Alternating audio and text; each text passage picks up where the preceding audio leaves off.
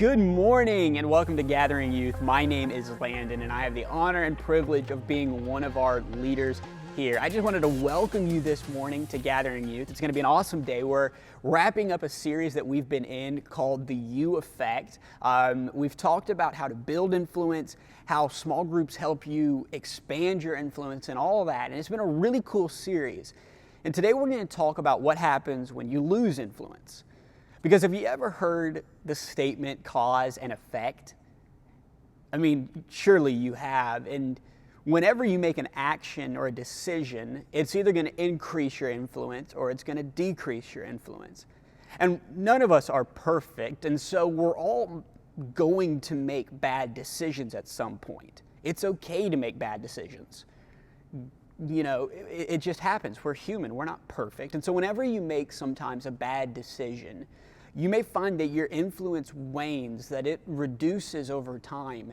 And a place that you used to have influence, you no longer have influence in. And so that can be distressing, and it can be something that maybe you don't know what to do with, because you have a few options if you've lost influence. You either give up and move on, or you try and figure out a way to get that influence back.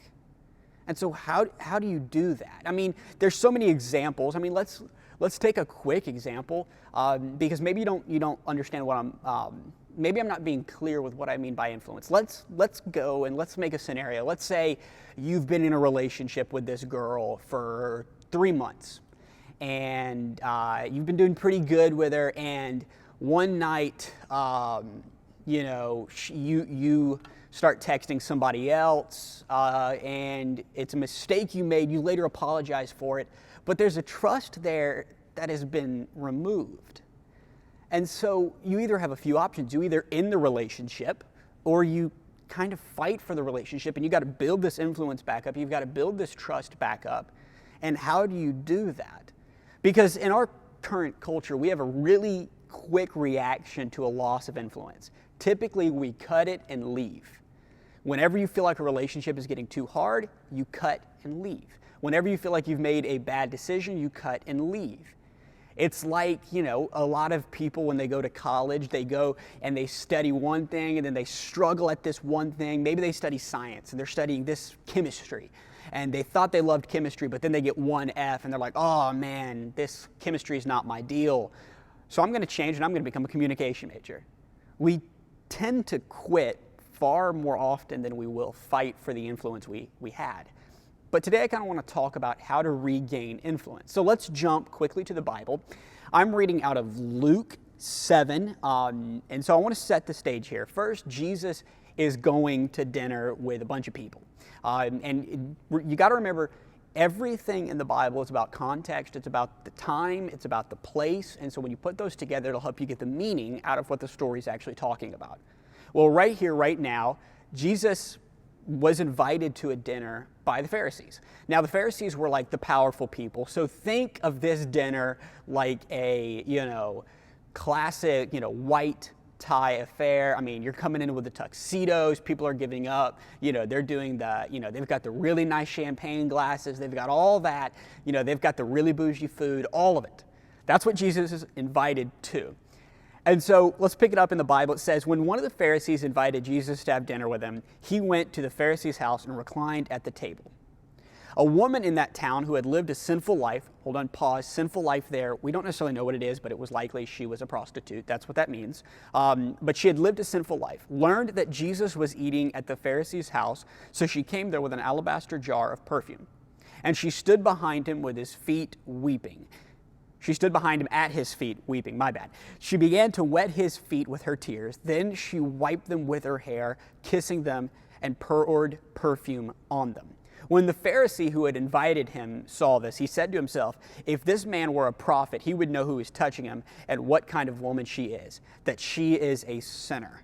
Now let's take a pause here. We're going to go back into the story in just a moment, but let's take a view of the scene, what's happened here. So first, Jesus is at this really fancy dinner, and then this woman comes in. She's been living a sinful life. Everybody knows she's a prostitute. Everybody knows. And she comes into the house. This is a real nice house. And she goes to Jesus, she goes to his feet, she starts crying at his feet. She's crying so much that her tears are covering his feet. And then she grabs this perfume, this alabaster jar of perfume, which would have been extremely expensive. This was probably all of her life savings in this one little alabaster jar of perfume. And she breaks it and she pours it all on Jesus' feet, this really expensive perfume. And she cleans his feet with her hair, kissing them and poured perfume on them. See, this is such an incredible scene because there's a few things. One, she wouldn't have had her hair down. The only time as a woman in this culture you would take your hair down is when you were married to somebody and you were allowed to be comfortable with them. She takes her hair down and she begins to clean Jesus' feet with them. So this is a whole scene here. And you've got the Pharisee who's like, man, if he was really a prophet, he would know who she is. And this is everything, this Pharisee is everything we think about religion comprised in one person. Everything we think of religion. If they really knew who she was, he would not let her in. And so many of us tell ourselves that this is exactly what the church is. That when you come to Gathering Youth, that if only I knew who you were, and you tell yourself, if only Landon knew what I really did. Or you tell yourself, if only my G group leader knew what I really did, they wouldn't love me. And you tell yourself this constantly. And you tell yourself this enough to the point where you think this is how God thinks of you. And that if God really knew who you were, he would not have died on the cross for you. That's what religion tells you. That's what all of what you think of as church may tell you. That if we really knew who you were, you would not be welcomed here. And that's what you think. It's wrong, but that's what society has told you. Let's continue in the story. We're going to jump ahead to verse 41. Now Jesus is talking. He says, then he turned to the woman and said to Simon, do you see this woman? I came into your house. You did not give me any water for my feet, but she wet my feet with her tears and wiped them with her hair. I want to pause here. I didn't clarify this. Simon, the guy Jesus is talking to, is the Pharisee that owns the house. He's the one that was judging the woman. He said, you didn't give me any water for my feet, but she wet my feet with her tears and wiped them with her hair. You did not give me a kiss, but this woman from the time I entered has not stopped kissing my feet.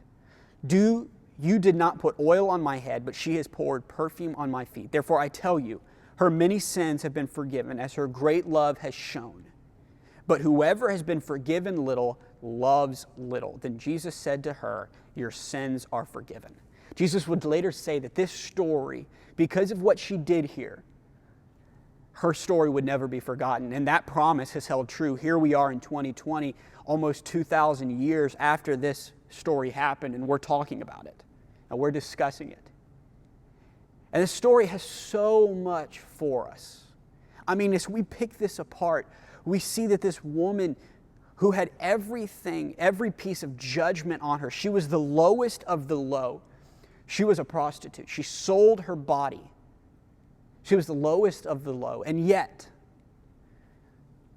she loved Jesus. And yet, Jesus welcomed her into this house where she did not belong. And she wept, and she cleaned his feet, and she honored Jesus. And Jesus, in return, forgave her of everything and elevated her. You see, just as we said just a few minutes ago, what religion has told us is if they really know who we are, they won't let us in. If they really know who we are, they won't let us in. But see, Jesus here throws all that away. See, Jesus was not just the God of the prophets and the kings and the warriors who did everything right. He was the God of the prophets, and he was the God of the prostitutes. He came down to our level, not because he didn't know us, but because he loved us and he knew everything about us. See, Jesus knows exactly who this woman is. He doesn't care. He loves her that much, and he's paid for her sins. He loves her that much, and he loves you that much. So when we take this story and we try and put this story into our life, what do we bring home with it? Because we're talking about regaining influence, right? We're talking about when we've made mistakes, how do we regain influence? How do we have this effect that we used to have or that we thought we used to have? How do we get this back? Well, we follow the path of this woman. See, this woman had lost all influence by her decision to become a prostitute. All of any good things that she had going for her, and there probably wasn't many because she chose to become a prostitute. But everything good she had going for her in that moment that she chose to become a prostitute ended. There was no going back. Ended. Any hope of education, any hope of success, any hope of any of that was gone. She was now the lowest of the low, and everyone looked down on her. And maybe that's how you feel like you are right now. That you feel like you've made decisions that put you in the lowest of the low. That you're so low to dirt that there's no way anyone else could love you. That you're so low that you'll never regain the influence. Maybe you've made mistakes. Maybe you've spent, I don't know, maybe you're a sophomore and you spent all of this year goofing off. Like I did my sophomore year, but you spent all this year goofing off and you failed a ton of classes, and all this hope you had for a successful future has been destroyed because of some mistakes you've made this year. And you feel like, well, now I'm not even going to try because I'm the lowest of the low. I've lost influence. I've lost this. Well, let's continue to follow the path of this woman and see how she walked this. Well, so she goes into this house where she didn't belong, where she thought she didn't belong, and she found the man that had the answer. She found Jesus. And she goes directly to Jesus. She doesn't bother with anybody else. Because why? Because Jesus is the most important one in that room. Not the host, not anybody else in that room. Jesus. She goes to his feet.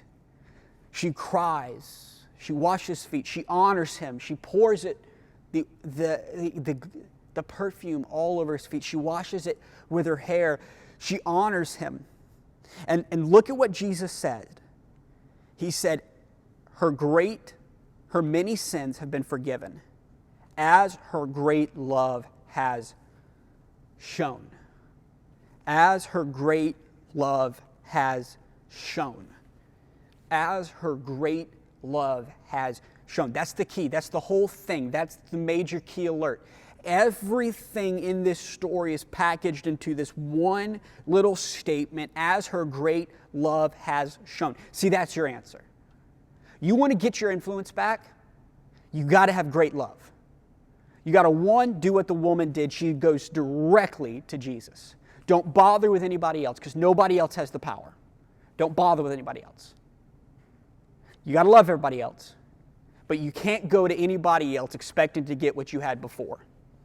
Maybe you've lost all your influence and you think becoming successful and getting money is the way to get your influence back. It's not.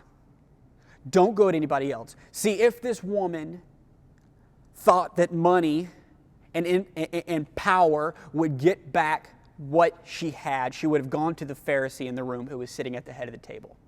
If she thought having a relationship with somebody was going to get her back the influence she had, she would have gone to the Pharisee in the room. But see, she didn't. Because nothing she did with anybody else in that room would ever get what she needed. She went to Jesus, and that's exactly what you've got to do first. You've got to go directly to Jesus. Don't bother with anything else. Money's not going to fix it. Relationships aren't going to fix it. Sex is not going to fix it. Anything you do will not fix it. Success will not fix it. Power will not fix it. Education will not fix it. See, that's the lie so many of us have been told, is if we accumulate this, if we accumulate wealth, if we accumulate degrees, if we accumulate all this, we're going to become happy. And that's a lie many of us have been told, especially about education. That if you go to the college of your dreams and you get that degree of your dreams, everything else is going to fall into place. You're going to become influential. You're going to become happy. You're going to be at peace with yourself. But that never works. See, you've been lied to from the very beginning, and so have I. Accumulation does not create influence, and it does not get what we deeply want. So you've got to go to Jesus. 2, you got to put everything you've got at his feet. Just like this woman did. She poured everything she had at his feet. Poured it all. Left nothing out. Took her hair. Washed his feet. Cried on his feet. Poured the jar on his feet. She gave him everything she had left. She left nothing out. She gave it all to Jesus. That's exactly what we've got to do. See, what we are unwilling to put at the feet of Jesus, we are unwilling to let be healed. What we are unwilling to put at his feet, we are unwilling to be healed about. Just like if I go to a doctor today, and let's say I have a cough, and I decide not to tell my doctor about the cough. Well, why on earth would I expect the cough to go away if I don't tell the doctor what it is? Whatever you don't put at the feet of Jesus, you cannot expect success from. You cannot expect health to come from. So if there's something in your life that you fear so much, and there's something in your life that is so hurting, maybe it's abandonment, maybe it's abuse, I don't know what it is, but there's something in your life that hurts you so much and you're so afraid because it's so tender and you've put it so deep. You've been, like how we're all wearing masks right now to prevent the spread of this virus. You've been wearing a mask long before coronavirus hit. You've been hiding it because if anybody touches it, it's going to go bad. And you're so afraid. And so maybe you even have come to Jesus, but there's this thing in your life that you refuse to put at Jesus' feet. Maybe it's an addiction. Maybe it's hurt. Again, maybe it's abuse. You've refused to put it at the feet of Jesus because you don't want him to touch it. But you've got to put it at his feet if you're ever going to get out of life what you were created for. And 3, you've got to show great love. Like this woman did, you've got to show great love. The first 2 lead you to Jesus. The third is what Jesus is going to teach you. Jesus is going to teach you how to have great love. And that's what you spread to everybody else. That's how you rebuild your influence. People don't care your success. People don't care what you say. People care about how you made them feel. When you make people feel loved, they will go and they will fight for you. They will take a bullet for you. They will charge hell with a water gun if that's what it takes because you loved them. Love is not manipulative. Love is absolute. Love is kind. It's what Jesus showed to us. Even when people do not deserve our love, even when we feel like we should hate somebody because they've done so much wrong to us, we've got to love them because that's what Jesus did to us. And if you do all of these things we've talked about today, you go directly to Jesus, you put it all at his feet, and you show great love. You do those 3, and you'll have more influence than you ever thought possible, no matter what past decisions you've made, no matter what you've done before. You do those 3, and I promise you, everything will change. Well, let's say you're like, man, Landon, that's awesome, but I don't even know how to do the first one. I don't even know how to get to Jesus. The fact that this God loves me so much is so foreign to me. I have no idea what that is. And I want a relationship with this God. How do I get that? Well, it's very simple. You just ask him. There's no magical chant. There's none of that. There's no spell. There's no amount of coming to church that's going to get that. There's no amount of that. There's no amount of watching this video that's going to do that. You could watch this video 1,000 times, and it wouldn't matter. You'd get some great advice, but if you didn't have a relationship with Jesus, it's falling on deaf ears. It's not going to work. So you've got to have a relationship with Jesus, and all you got to do is ask him. The Bible tells us if we ask him, he'll answer. So if you want to make that decision, what you're doing, because I want to educate you on the decision. It's not just a prayer that gives you, insurance so you're not going to hell. This is a true turning from living your life by your own set of rules and turning to Jesus. This woman did not go back to being a prostitute after this happened. She did not go back and become a prostitute again.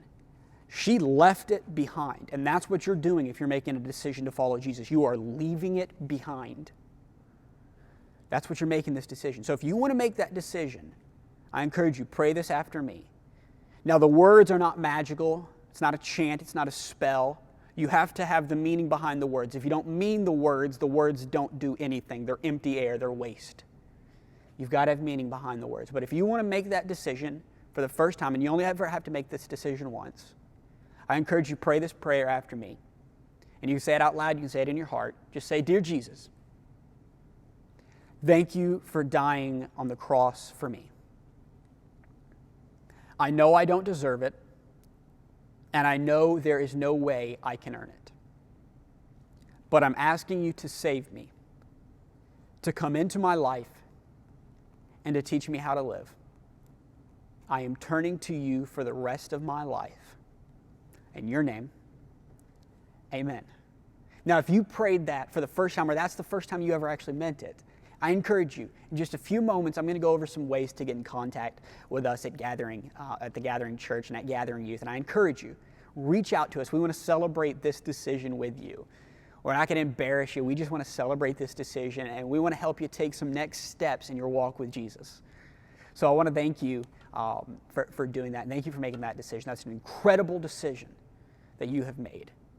Well, thank you guys for joining me today. Let's go over some quick announcements, and then we're good. So first and foremost, I talked about some ways to communicate with us. And so first, the most important place to communicate with us at Gathering Youth is our Instagram account, which is now at the bottom of the screen. It is at We Are Gathering Youth, and youth is spelled YTH. It's at the bottom of the screen, though. That's the best, absolutely the best way to keep up to date with everything going on in youth is our Instagram account. We put everything up there. That's how you stay updated. You can also message us, just direct message, just DM. All of that will come directly to us at Gathering Youth. That's the best way to get in contact with us. Other ways to check out everything going on in the Gathering Youth and in Gathering Church as a whole is to go to our website, which is www.gatheringchurch.cc. That's the main website for the church. You can get all the information of the happenings of our whole church family there. You can get all the updates there, and that's going to be awesome. And finally, I have an incredible announcement to make. Starting on June 7th, that's right, June 7th, that's next week, next Sunday, Gathering Church is regathering in person. Now, how does this look like for youth? How does this look like for all that? Youth, we are still going to be doing everything online. We're still going to be doing these videos. We're still going to be doing our G groups and all that kind of stuff. So I encourage you, check out our video next Sunday, but next Sunday we are beginning the process of regathering at our building. And so we're having a big family service. We're doing everything with sanitation. We're doing everything clean. We have had this building from top to bottom professionally and medically cleaned. It is completely safe. And I want to invite you to join us there. I want to invite you to come and join us in our family gathering. And here's how you do that. At the bottom of your screen right now, there's a link that shows you how to register to our service, because you got to register to come. And so if you want to come, make sure you and your family register to get your seats and all that kind of stuff for next Sunday. I want to encourage you and invite you to come. And also don't forget to check out next week's video for Gathering Youth. See you then. Thank you guys for coming. Love you all.